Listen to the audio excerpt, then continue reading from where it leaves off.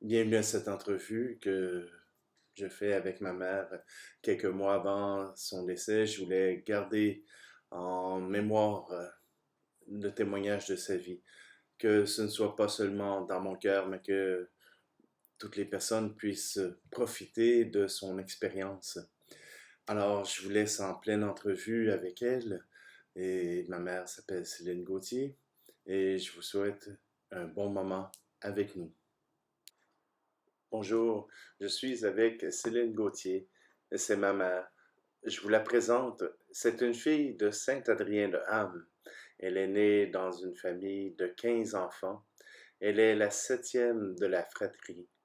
Je voulais vous la présenter car dans sa vie, elle a vécu sa foi et cela lui a permis de devenir la femme qu'elle est maintenant. Ensemble, je vous invite à découvrir le chemin qui lui a permis de découvrir sa foi. Tout d'abord, il me semble que ton père t'amenait à l'église régulièrement. Oui, j'ai été très assidue à la messe avec mes parents. Ma mère était malade de bonne heure, fait que on y allait toute la famille avec papa. Et pour moi, c'était une belle rencontre à toutes les fois qu'on allait à l'église.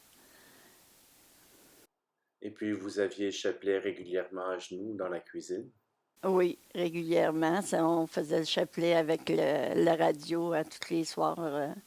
Puis on avait le mois de Marie aussi, que mon père avait construit une croix avec les voisins, une croix des chemins. Et tout le mois de Marie et le mois de juin, on allait faire les prières à la croix avec tous les voisins qui nous entouraient. Fait que c'était des belles rencontres pleines d'amour. Comment ça se vivait la vie de famille? Car là, on se retrouve dans les années 50, 1960. Oui, moi je suis née en 50. J'étais la septième d'une famille de 15 vivants. Il y en a, maman en avait perdu quelques-uns. Mais nous autres, pour nous autres,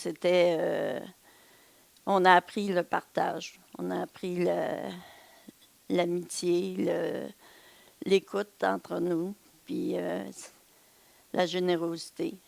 On était capable de donner sans attendre de retour. Puis on a grandi là-dedans. On s'autosuffisait parce qu'on était 15. Fait que c'est sûr qu'on n'était pas tous au même niveau, mais on se côtoyait. Et, quand quelqu'un avait de la peine, tout le monde pleurait. Quand quelqu'un avait des joies, tout le monde fêtait. Fait que on était une famille unie. Pour moi, c'était ma richesse. C'est certain qu'à 15 dans la maison, les tâches ménagères devaient se partager. Les femmes au dedans, les hommes dehors. Oui et non, parce que nous autres, mes deux frères les plus vieux ont été aux études très jeunes. Gilles est parti de la maison à 13 ans, puis Renald il a fait son classique, tout ça. Fait que on était 5 filles qui suivaient. Fait que c'est les filles qui ont pris la relève à l'étable, puis tout ça. Fait que on s'entraidait du mieux qu'on pouvait. Papa, partait la business le matin, il allait ramasser les animaux, tout ça, puis nous autres, on faisait le train parce que lui, il travaillait à Sherbrooke. Fait que, mais on a appris de bonne heure à se débrouiller et à avancer. Donc, la vie de famille, c'était du travail. Aller à l'école, vivre avec les joies et les peines et les coques. Oui, on avait un fameux coq qui m'a traumatisé un peu.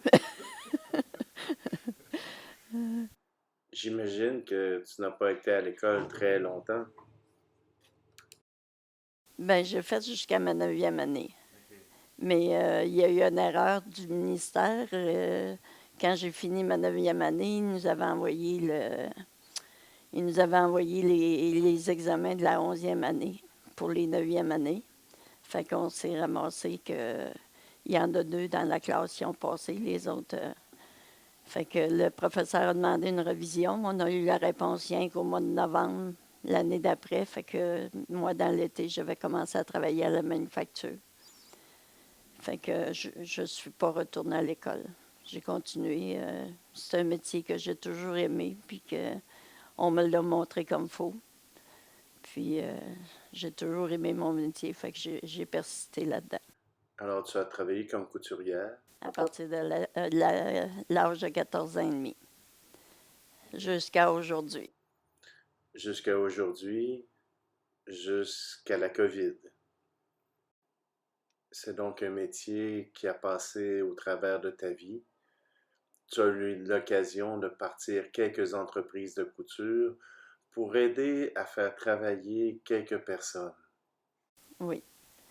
J'ai euh, j'ai été chercher l'expérience, puis après ça, ben, suite à la perte de travail de mon mari, on a converti la salle de danse en manufacture de couture et ça a été notre première expérience. Au bout d'un an, elle avait passé au feu, fait qu'il a fallu se relever les manches puis à regarder à d'autres choses. Fait que c'est ça qui a fait qu'on s'est établi à Sainte-Madeleine. On est revenu partir une autre entreprise ici. Donc, c'est un incendie qui a changé le cœur de votre vie. Oui, C'était ton gagne-pain pour toi, pour ta sœur aussi. c'est ça. Et mon conjoint aussi. Donc, vous étiez quatre engagés dans cette manufacture. Comment avez-vous vécu cette épreuve-là?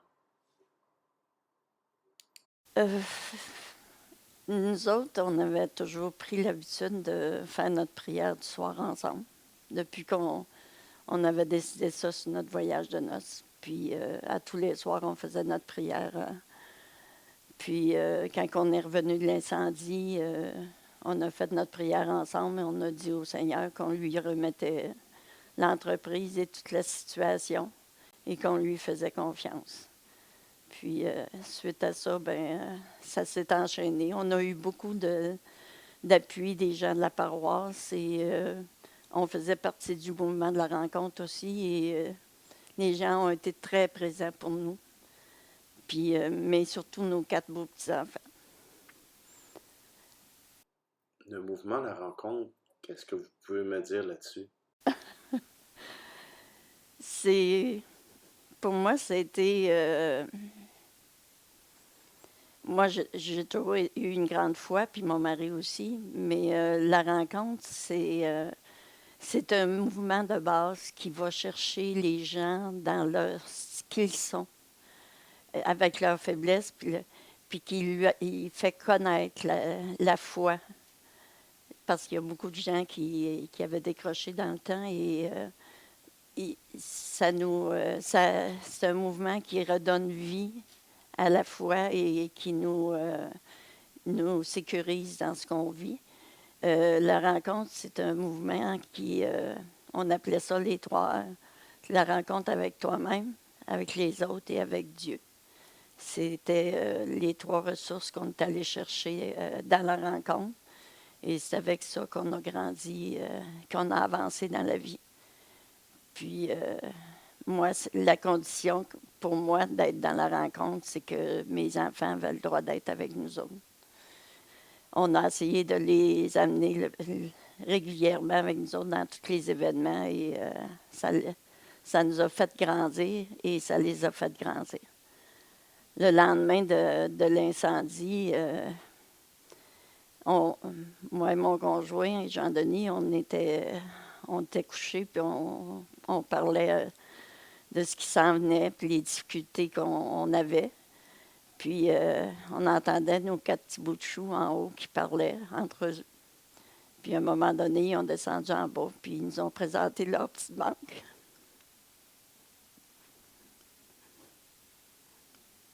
En nous offrant de tout nous donner. Fait que c'est ça qu'il m'a donné. Pour moi, c'est que le Seigneur est venu me dire, ben, je suis là, puis on va se battre ensemble. Fait que ça m'a donné la force de relever les manches puis de continuer. Puis les enfants, pour nous autres, ils ont été toujours présents, puis ils ont toujours été raisonnables à travers tous les événements qu'on a vécus. Je vois qu'il y a beaucoup d'émotions qui montent dans ta voix et dans ton cœur.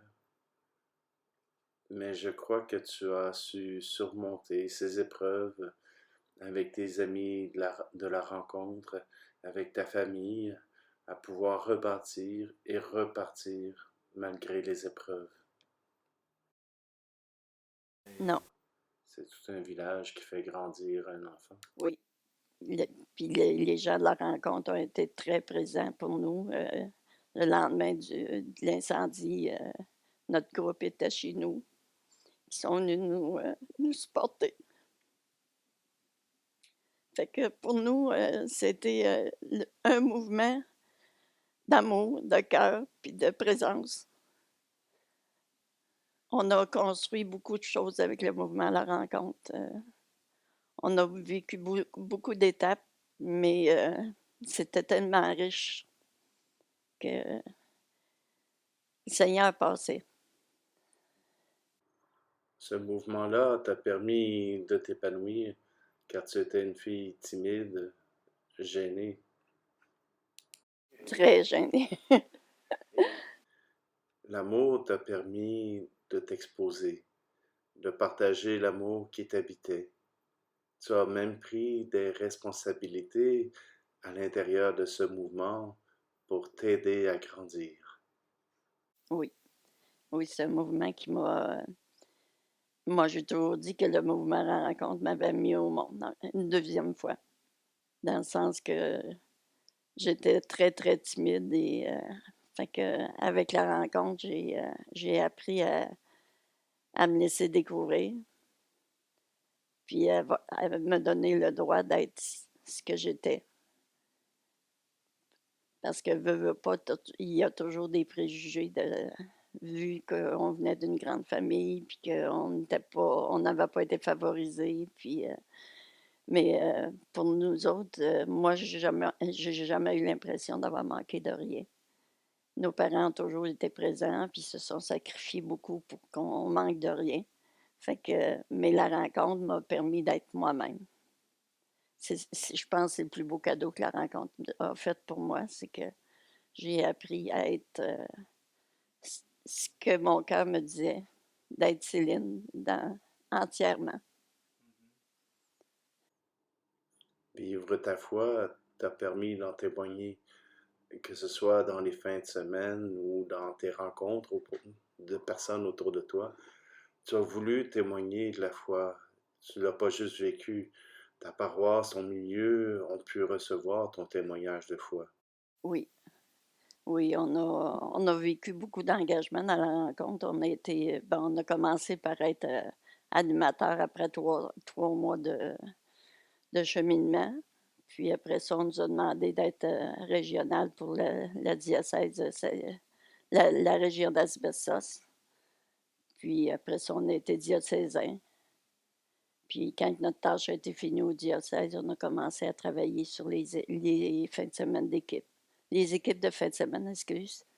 Puis suite à ça, on a tellement vécu de richesse, puis parce qu'on travaillait avec les adultes, puis on travaillait avec les jeunes aussi. Puis les jeunes m'ont apporté beaucoup. Ils nous ont apporté beaucoup pour le cheminement de nos adolescents qui s'en venaient aussi. Et ça nous a donné beaucoup d'outils. Est-ce qu'il y a un jeune, une personne qui t'a marqué par son témoignage? Oh, il y en a eu beaucoup. On a eu des belles expériences. Mais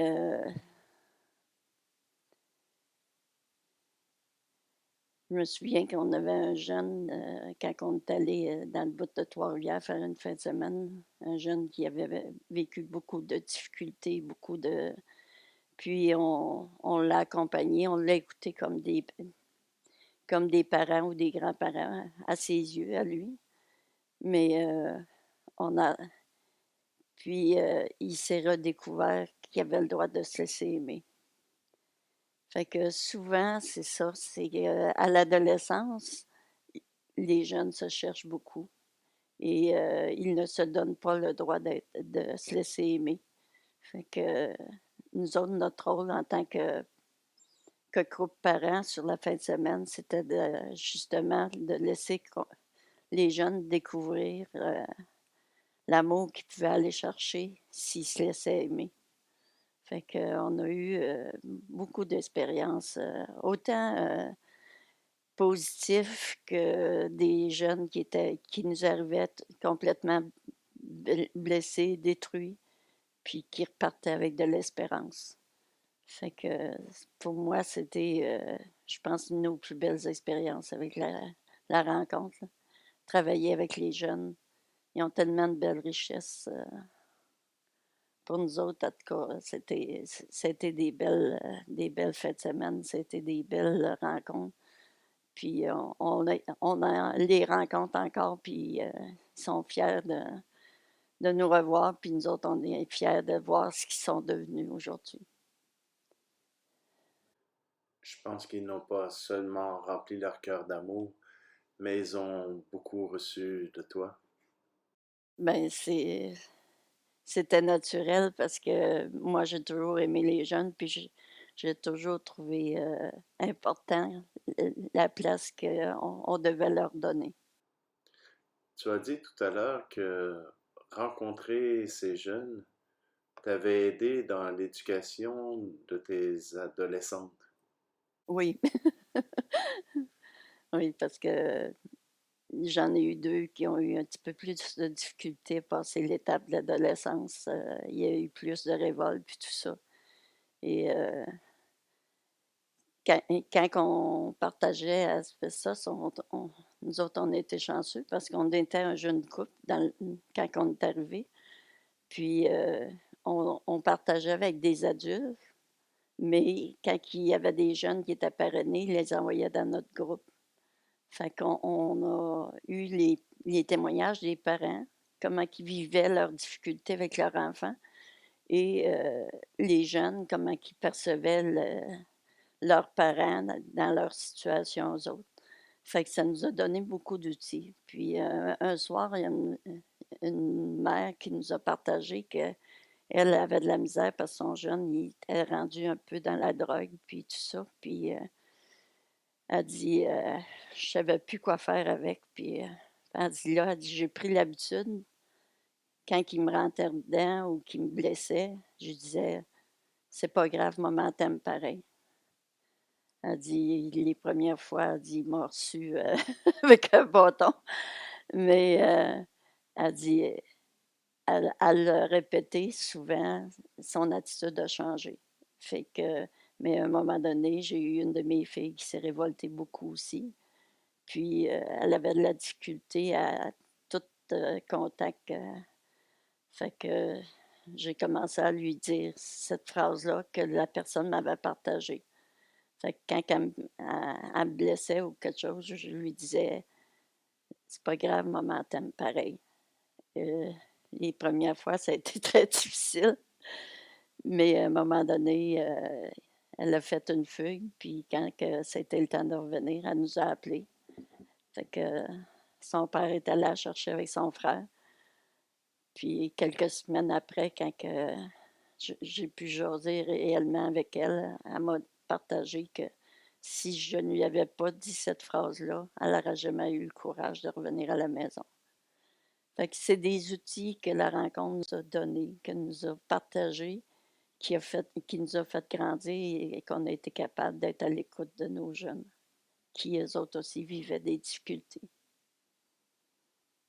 Fait que pour moi, c'était une richesse. Les activités avec les jeunes sont moins nombreuses, mais vous avez gardé le même désir d'accueil, de garder un espace pour donner à chacun le droit d'exister. Oui, pour moi, l'accueil, c'est l'amour dans sa simplicité. Fait que pour moi, s'il n'y a pas d'accueil, il y a pas d'amour, puis il n'y a pas de.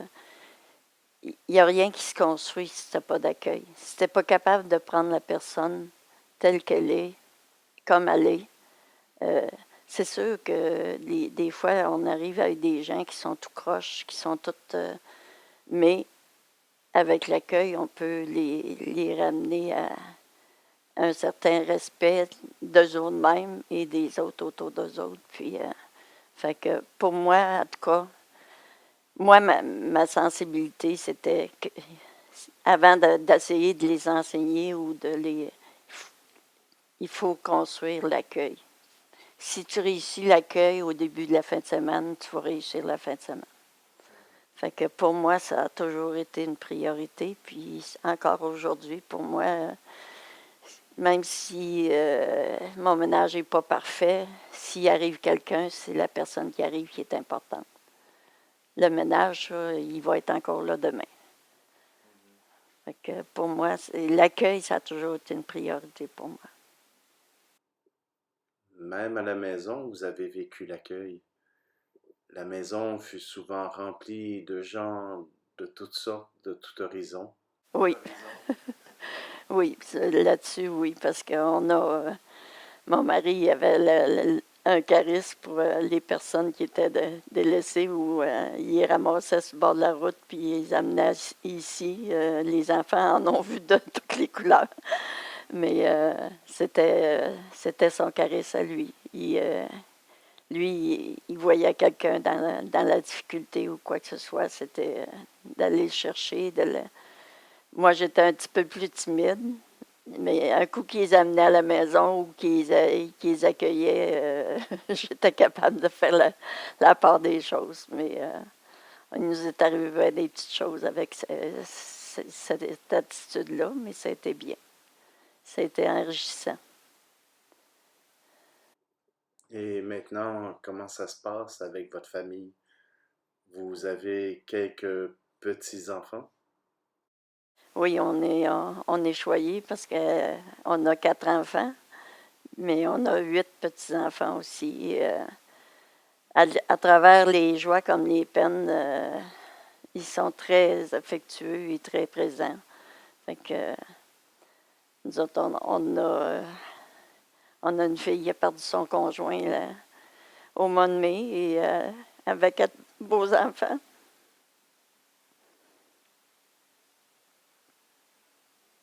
C'est très difficile pour eux autres.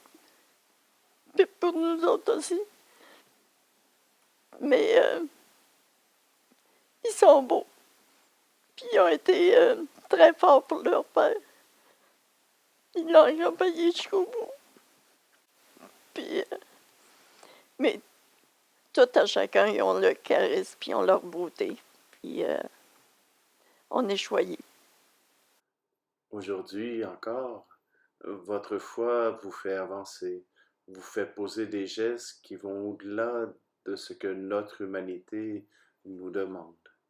Oui, oui, parce que on a été, moi, on a été bénis à travers tout. On a eu beaucoup d'épreuves, mais on les a traversées toute la famille ensemble. Ça n'a pas été juste une situation, mais en informant les enfants sans leur conter tout ce qui se passait, en, en leur expliquant le pourquoi qu'on pouvait ou qu'on ne pouvait pas. Ils ont appris à être raisonnables et à être généreux de leur personne et de leur... fait que moi, je peux dire que j'ai des beaux enfants et qui ont un cœur d'or. Ils ont su partager puis être à l'écoute des autres aussi.